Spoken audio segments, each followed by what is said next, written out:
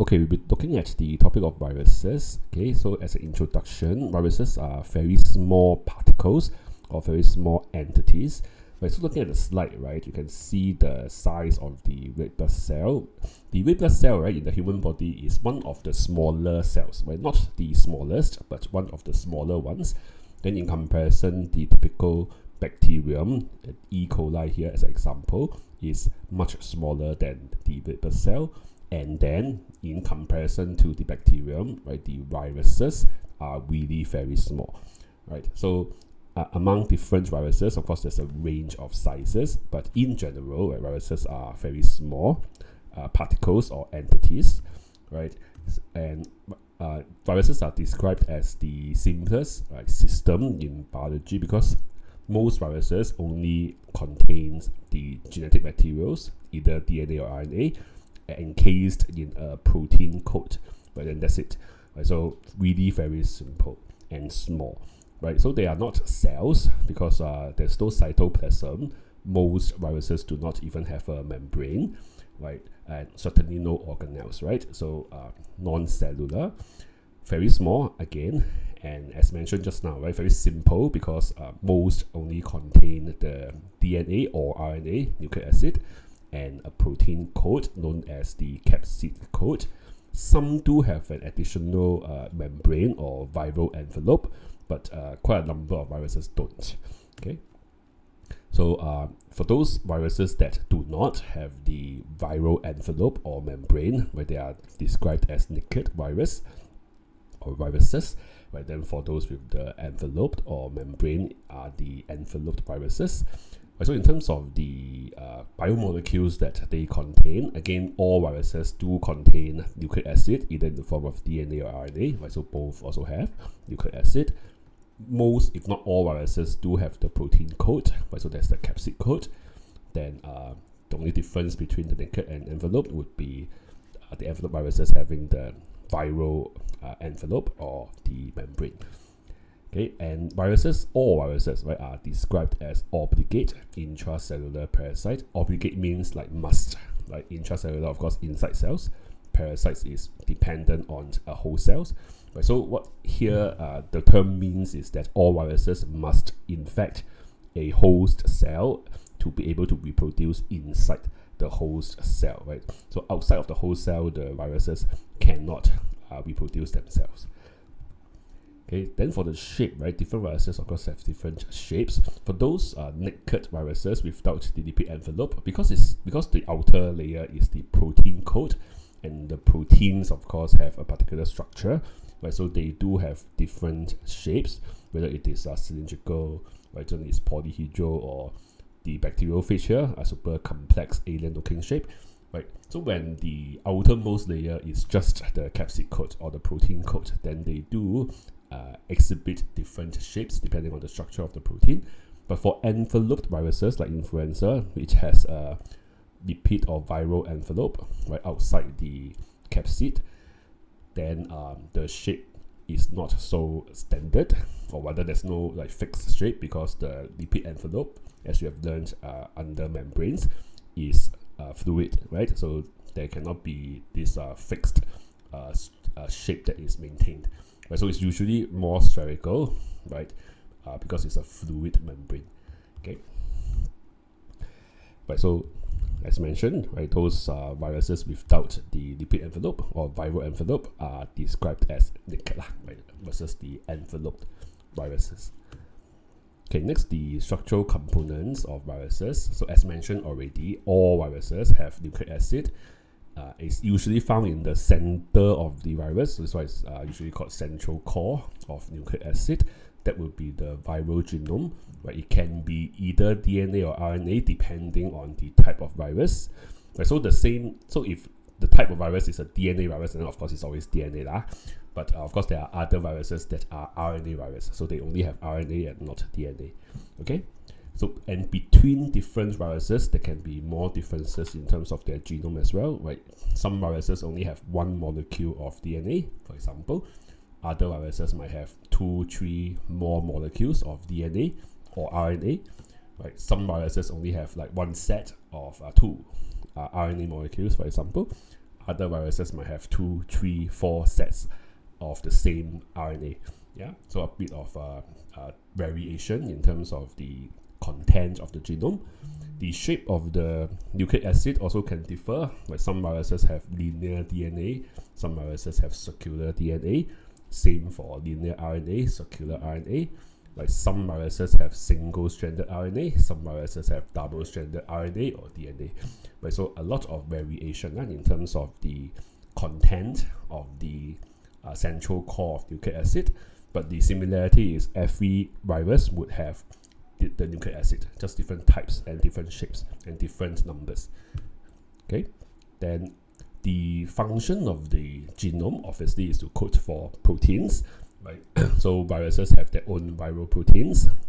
Example, all viruses have capsid coat, right? Or almost all viruses have capsid coat. The capsid coat is made of proteins called capsomes, which then complex together to form the shape of the capsid coat. Right, so this is a viral protein that will be coded for by the viral genes in the viral genome. Some viruses have their own enzymes. Then for the enveloped viruses, there are the glycoproteins that are inserted into the viral envelope. Right, so all these viral proteins are coded for by genes in the viral genome. Next is the capsid coat. Again, almost all viruses have the capsid coat that surrounds the nucleic acid in the center or in the interior. The capsid coat again is made up of capsomere proteins.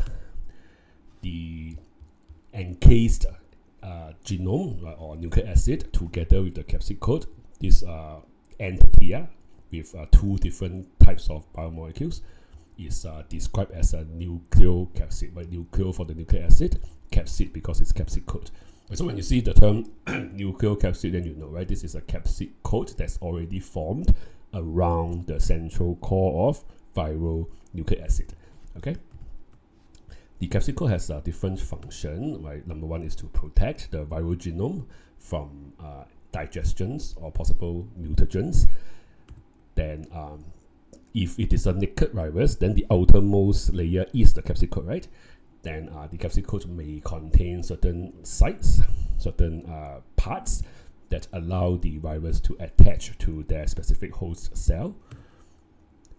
And that will then allow the virus to either enter the host cell or at least inject the viral genome, viral nucleic acid, into the host cell.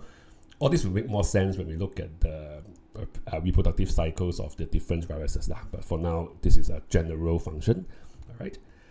Then again, some viruses do contain enzymes, and the enzymes are found within, right, the capsid coat, together with where the viral genome is, right, in the interior of the capsid coat. Okay. Then for some viruses that have the viral envelope, right, they are the enveloped viruses. The viral envelope is almost always a phospholipid bilayer, and is this always, like almost always at least, right, almost always derived from the host cell membrane. Okay, and the process that allow the virus to obtain this viral envelope is called budding, which we will look at in a bit.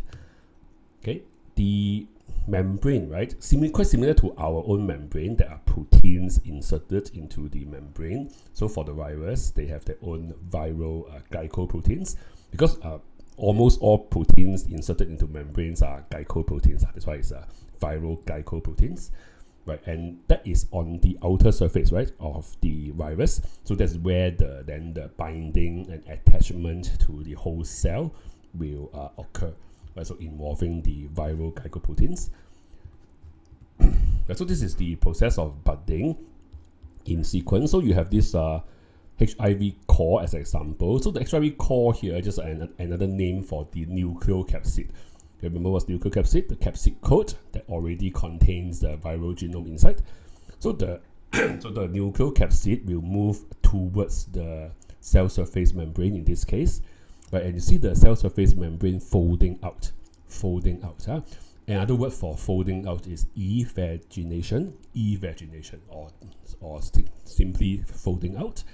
Then the nucleocapsid will be surrounded, right, by the folding of the cell surface membrane, and eventually, right, the cell surface membrane will pinch off, right, to form this envelope around the nucleocapsid, and that will then become the viral envelope of the new virus that is released. Sorry for the coughing. Okay, so that's why just how we mentioned, right, for the envelope viruses, almost all their viral envelope is obtained from the host cell through this process of budding. So in this case, you see, right, the viral envelope actually came from the cell surface membrane of this cell. Yeah. So that is the budding process or inwards. Okay.